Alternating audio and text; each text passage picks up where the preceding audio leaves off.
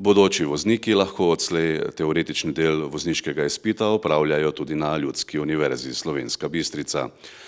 Več o tej pomembni pridobitvi nam je povedala magistra Brigita Kruder, direktorica Ljudske univerze Slovenska Bistrica. Ljudska univerza kot lokalno andragoško središče, ki se trudi približati se udeležencem izobraževanja na našem območju, je seveda takoj, ko je prišla pobuda iz strani poslanke gospe Furman, pristopila k realizaciji tega. Zanimali smo se, kaj vse je potrebno, kakšni so pogoji in poskrbeli za to, da smo ustvarili pogoje, da je center lahko prišel do nas. Seveda je Agencija za varnost cestnega prometa tista, ki določa pravila igre, bom rekla, ki so zelo stroga, gre za izpitni center, kjer velja poseben režim pristopa, gre za posebne računalnike, ki jih nihče drug ne bo uporabljal, za posebne varnostne sheme in tako je tudi prav.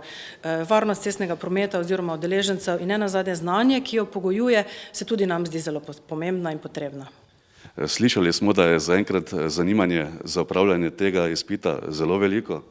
Ja, res je, tudi nas je presenetilo, seveda smo skupaj z agencijo naredili nekaj ocen in izračunov, koliko bi takega zanimanja lahko bilo in računamo, da se bo še povečevalo, seveda še posebej, če bo tu nek krajši čas, ker ne bo treba tako dolgo čakati, kot je bilo to v Mariboru in nenazadnje je pomembno tudi to, da ljudje lahko v domačem kraju ali pa čim bliže domačemu kraju pridejo do te pomembne storitve. Režim pa je seveda enak, potrebno se je prijaviti na upravni enoti, izbrati mesto, ki je zdaj od 1. januarja naprej lahko tudi Slovenska Bistrica in seveda potem priti na Ljudsko univerzo.